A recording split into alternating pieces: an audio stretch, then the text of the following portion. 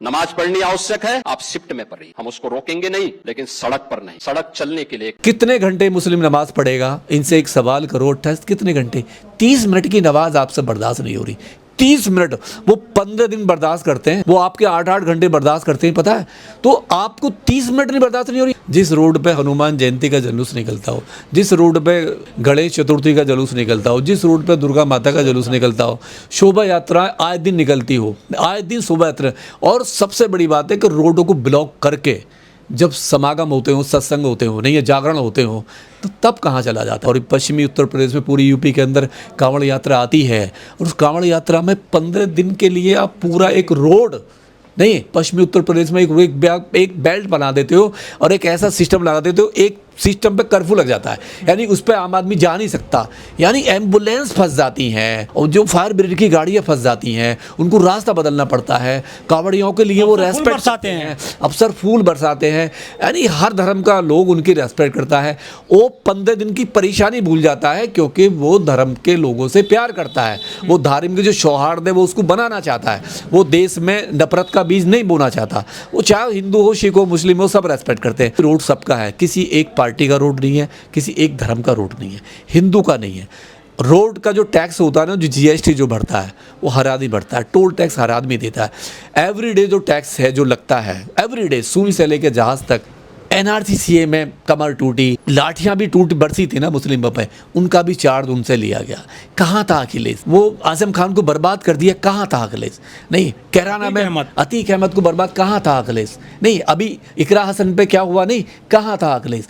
सवाल ये, अखिलेश कहीं भी नहीं है मुस्लिमों पे। अखिलेश केवल हिंदू मुस्लिम की राजनीति करना जानते। नमस्कार, मैं ओमदेव। आज हम हैं दिल्ली में, हमारे साथ हैं डॉक्टर जितेंद्र कुमार गौतम जी। गौतम जी जो उत्तर प्रदेश के मुख्यमंत्री हैं, योगी आदित्यनाथ जी, उन्होंने बाकायदा खुले मन से ऐलान कर दिया है कि ईद आ रही है 28 तारीख की, लेकिन कोई भी मुसलमान रोड पर आकर नमाज नहीं पढ़ेगा, कठोर कार्रवाई की जाएगी।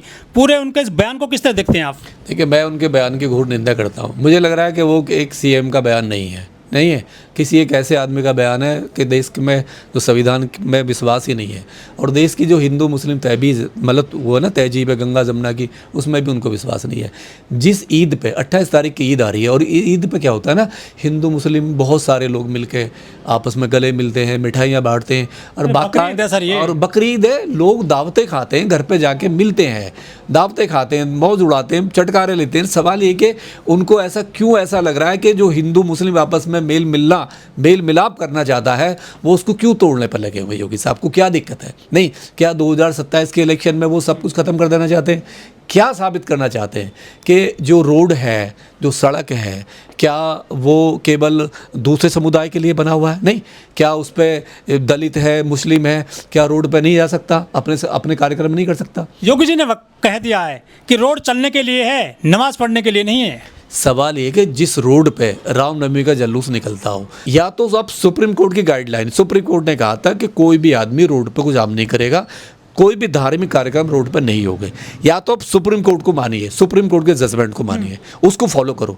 अगर आप उसको फॉलो करते हो तो योगी साहब को एक वर्ड में कह देना चाहिए कि किसी भी तरह का धार्मिक कार्यक्रम, किसी भी तरह का रोड पर नहीं होगा। धर्म पर्सनल मैटर है, सड़क पर क्यों किया जाएगा? आम आदमी क्यों दिक्कत झेलेगा? मैं उनकी बात को बिल्कुल एक्सेप्ट कर रहा हूँ, क्यों झेलेगा, लेकिन एक ही समुदाय के लिए क्यों? दलितों के लिए क्यों? मुस्लिमों के लिए क्यों? बाकी के लिए क्यों नहीं? बाकी भी तो धर्म है ना देश में। नहीं, जब वो करते हैं तो आप उन पर फूल बरसा रहे हो, उनके लिए आप मतलब गद्दे कूलर लेके आ रहे हो, एसी लगा रहे हो, सब कुछ लगा रहे हो, तो ये दोगली नहीं होनी चाहिए ना, दो चेहरा क्यों होना चाहिए? सब इस पर तो सुप्रीम कोर्ट को आगे आना चाहिए। मैं कह रहा हूँ कि जो उन्होंने बयान दिया है ना, वो कह रहे हैं कि आपके पास क्षमता नहीं है बच्चा पैदा मतलब करने की, बच्चे पैदा क्यों कर रहे हो? नहीं है, क्यों भीड़ बढ़ा रहे हो? आप एक त्योहार को आपने उससे भी जोड़ दिया, अब आप उनके पैदा करने पे क्षमता पे वो उठा रहे हो। और आपके लोग क्या कर रहे हैं? मोहन भागवत से सीखो। मोहन भागवत कह रहे हैं कि 4 बच्चे पैदा करो, चंद्रबाबू नायडू कह रहे हो 3 बच्चे पैदा करो, हम सब्सिडी देंगे। अरे तुम्हारे अपने धर्मगुरु कह रहे हैं कि 10 बच्चे पैदा करो, कोई कह रहा 20 बच्चे पैदा कह रहे हैं, हिंदू राष्ट्र बनाएंगे। क्या कर रहे हो तुम लोग? नहीं, तुम किस मिट्टी के बने हो? तुम किसी के भी नहीं हो। सवाल ये कि तो मैं केवल इलेक्शन दिखा, देखो ओमदेव जी, इनको 2027 का इलेक्शन दिखाई दे रहा है, और वो अखिलेश यादव की पिच पे खेल रहे हैं, दोनों की बराबर पिच है, नहीं है। अखिलेश यादव कह रहे हैं कि सड़क पर नमाज होनी चाहिए, क्या दिक्कत है? अखिलेश यादव कब बोलते हैं? भगवान का नाम लेते हैं, इबादत करते हैं, तो आप अपने घर में भी तो कर सकते हैं। आप क्यों दिखाना चाहते हैं गोल टोपी बड़ी संख्या में कि हमारी संख्या बढ़ रही है? कहीं एक इम्पैक्ट तो नहीं डालते हैं ये लोगों पर, समाज पर? देखिए, ऐसा कौन सा धर्म है जो अपनी मतलब पहचान नहीं दिखाता है? नहीं है। अगर हिंदू है, काफिले निकलते हैं। अभी जब वो होता है, मेला लगता है, कुंभ मेला लगेगा ना, उसमें लाखों करोड़ों हिंदू मिलेंगे, एक ही वेशभूषा होती है साधु संतों की, तो उसमें क्या दिक्कत है? अगर वो टोपी पहनने हैं, नमाज पढ़ रहे हैं, सफ़ेद कपड़े पहनने हैं, उसमें दिक्कत क्या है? उसमें कौन सा ऐसा एक छुरा छुपा हुआ है? नहीं है। कौन सा वो नफरत फैला रहे हैं? सवाल ये कि तुम उनको उकसा रहे हो, क्योंकि अगर तुम्हारे यहाँ भी ऐसे लोग हैं तो वहाँ भी तो नेता है ना, लेकिन उसमें आम आदमी पिसेगा। सवाल जिस तरीके की धमकी वो दे रहे हैं कि अगर तो एक अपील होती है, ओमदेव जी, अपील होती है, वो सीएम है, हमारे भी सीएम है, मैं भी यूपी का रहने वाला हूँ, नहीं है, वो सबके सीएम है, पूरे देश के सीएम है वो, नहीं एक, और लोकतंत्र में वोटों से चुना गया उनको। अगर वो ये अपील करें तो बहुत अच्छी बात है, और सबके लिए अपील करें कि भाई अगर कोई भी आदमी रोड को जाम करेगा तो मैं उसके खिलाफ कार्रवाई करूँगा। लेकिन आप कह रहे हो कि अगर मेरी बात नहीं मानी तो मैं तो कानून का डंडा दिखाऊंगा, मैं हैकड़ी निकाल दूंगा, नहीं है, मैं आपको छठी का दूध पिया। क्या है ये? क्या लैंग्वेज है ये आपकी? आप सभ्य आदमी हो, सीएम हो, सबसे पहली बात तो, नहीं है, आपको दुनिया सुनती है, आप अकेले लोग नहीं सुनते, आपको दुनिया भी सुनती है। और आपके बयान को ना बीजेपी के लोग भी नहीं ठहरा सकते जायज़, वो भी कहेंगे नहीं। आप अंधभक्तों को खुश कर सकते हो, कुछों को नहीं, पूरे बीजेपी के फॉलोअर को आप खुश नहीं कर सकते। कोई भी बयान, जो भी बयान ऐसा है जो किसी धर्म के खिलाफ है, किसी जाति विशेष के खिलाफ है, वो कभी भी समुदाय उसको एक्सेप्ट नहीं कर पाता है। तो ये जो बयानबाजी हो रही है उत्तर प्रदेश में, योगी जी बोल दिए हैं, तो ये क्या चुनाव को लेकर ये इसका कुछ असर पड़ेगा चुनावों पर? 2007 पूरी कोशिश है अखिलेश यादव की, पूरी कोशिश है बीजेपी की कि इस इलेक्शन को हिंदू मुस्लिम पर लेकर जाए, पूरी ट्राई है, और दोनों उसी पिच पर लगे हुए हैं। जिस तरीके से बयान दिया अखिलेश यादव ने, नहीं कि जो ब्राह्मण कहेंगे, पंडित करेंगे, मैं ऐसा ही करूंगा। और फिर राजकुमार भाटी जी का बयान आता है, नहीं, राजकुमार भाटी जी को बेरोजगारी नहीं दिखाई दी, राजकुमार भाटी जी को नीट का पेपर नहीं दिखाई दिया, राजकुमार भाटी जी को दलितों के रेप नहीं दिखाई दिए, मर्डर नहीं दिखाई दिए, राजकुमार भाटी जी को किसान का आंदोलन नहीं दिखाई दिया, राजकुमार भाटी जी को महंगाई नहीं दिखाई दी, राजकुमार भाटी जी को पेट्रोल और जो जीएसटी है ना, जो जीडीपी है, वो नहीं दिखाई दिया। कॉकरोच बता दिए गए हैं यूपी में, पूरे देश में कॉकरोच, सुप्रीम कोर्ट ने युवा को कॉकरोच बोल दिया, वो भाटी जी को नहीं दिखाई दिया। तमाम मुद्दे इतने सारे विपक्ष को दिए और वो विपक्ष की भूमिका भाटी जी ने नहीं निभाई। और क्या कहा उन्होंने? क्या कहा कि वैश्या की श्रेणी में रख दिया। अरे कितनी राजनीति करोगे? आपको, आप इंटेलेक्चुअल हो, सब जानते हैं, लेकिन आप एक पार्टी के राष्ट्रीय प्रवक्ता भी हो। 5-5 पति होते होंगे, कभी मैं नहीं करा, आज़ादी से पहले होते होंगे, आज़ादी के बाद में मैंने भी नहीं देखा, मेरा भी 50-55 साल से ज़्यादा की उम्र, मैंने नहीं देखा। मेरे यार दो जाट बहुत है, गुजर बहुत है, मैंने नहीं देखा उनके दो कभी भी। तो आप कहाँ परिबाजे? आपके लोग ये आपका विरोध करेंगे, कहाँ आप मुहावरे में जा रहे हो?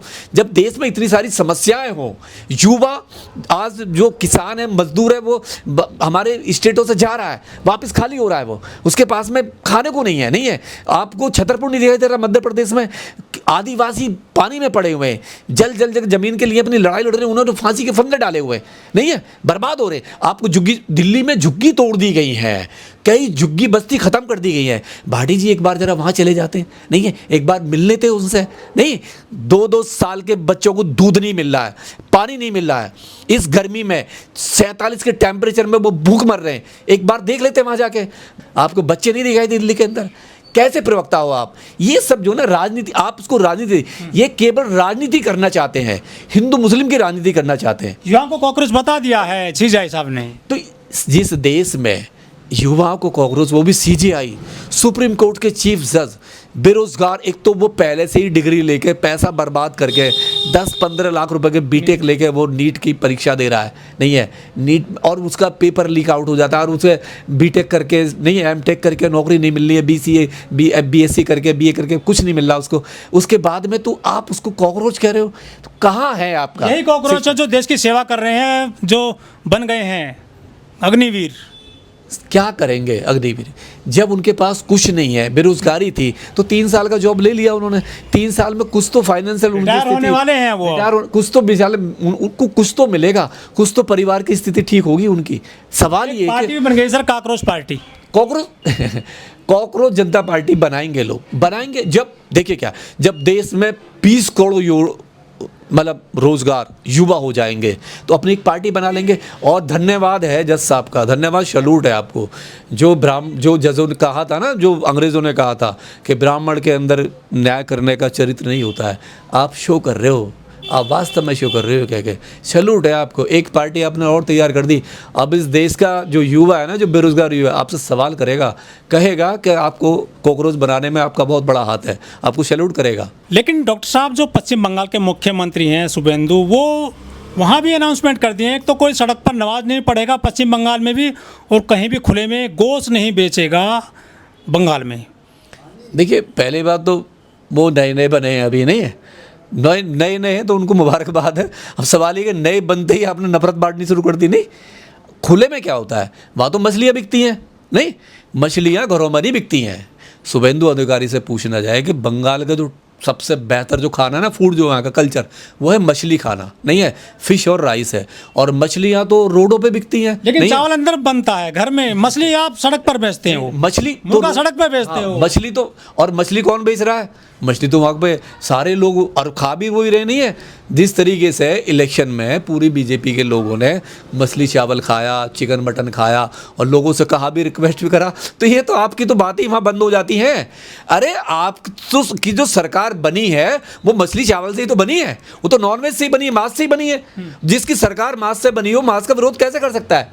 मछली का विरोध कैसे कर सकता है? सवाल ये कि आप नमाज का विरोध कर सकते हो, हाँ ठीक है, क्योंकि बंगाल में नई सरकार बनी है। सड़क पर गोश्त नहीं बेचेगा। अरे सड़क पे है ही कहाँ, वहाँ पे मछलियाँ रोडों पर बेची जाती। मैं कह रहा हूँ ना, मछलियों के जो पंडाल जो लगते हैं वो रोडों पर लगते हैं, फुटपाथ पर लगते हैं। सीख कबाब बेचोगे रोड पर? सीख कबाब सारे बेचे जाते हैं। और वो खाता कौन है? अगर ज़्यादा ही आप देखिए क्या है, इसके जो व्यवसाय में ना, मछली का जो बंगाल का जो व्यवसाय है, जो मीट का जो व्यवसाय है, हिंदू अच्छी खासी उसमें उसकी पॉपुलेशन है, व्यवसाय में बैठा हुआ है। तो क्या आप डिक्लेयर करोगे? आप ख़त्म करा दो उनका, एक भी नहीं करा। भारत के अंदर जो मतलब स्लॉटर हाउस है, जो 4 जो स्लॉटर हाउस है, किसके हैं वो? अल कबीर का नाम जो किसका है वो? योगी जी कह रहे हैं कि सड़क पर नमाज बिल्कुल भी बर्दाश्त नहीं की जाएगी, कठोर कार्रवाई की जाएगी। वहीं दूसरी तरफ समाजवादी पार्टी के जो राष्ट्रीय अध्यक्ष हैं अखिलेश यादव जी, वो कह रहे हैं क्या दिक्कत है यदि सड़क पर नमाज हो जाएगी तो एक तो कह रहा है कि सड़क पर नमाज नहीं होनी चाहिए, योगी जी कह रहे हैं, और अखिलेश जी कह रहे हैं कि सड़क पर नमाज होगी तो कोई दिक्कत नहीं है। तो ये जो क्या हिंदू मुस्लिम की जो बैटरी चार्ज की जा रही, क्या? मैं अखिलेश से अपील कर रहा हूँ, एक अपील डालें, PIL डालें सुप्रीम कोर्ट में, उनकी तो लीगल टीम है ना, कपिल सिब्बल है ना, तो कपिल सिब्बल से कहें एक PIL डाल दें। और सुप्रीम कोर्ट बैठा हुआ है कि सुप्रीम कोर्ट का जो जजमेंट है ना, कि रोड पे किसी भी धर्म का कोई भी कार्यक्रम नहीं होगा, कोई भी धार्मिक कार्यक्रम नहीं होगा, आप डाल दो ना, बंद हो जाएगा। नहीं है, जाओ ना, अपील करो ना उसमें। अरे अगर वो सबके लिए नहीं करे, सबके लिए हो जाएगा। वो तो आप नहीं करोगे, आप केवल हिंदू मुस्लिम की राजनीति करोगे। मैं फिर कह रहा हूँ, ये जितना भी ड्रामा हो रहा है ना, जो भी कर रहे हैं, योगी हो, अखिलेश हो, या कब तक होगा हिंदू मुस्लिम उत्तर प्रदेश में? जब तक ये पूरा युवा बेरोजगार ना हो जाए, भुखमरी पे ना आ जाए।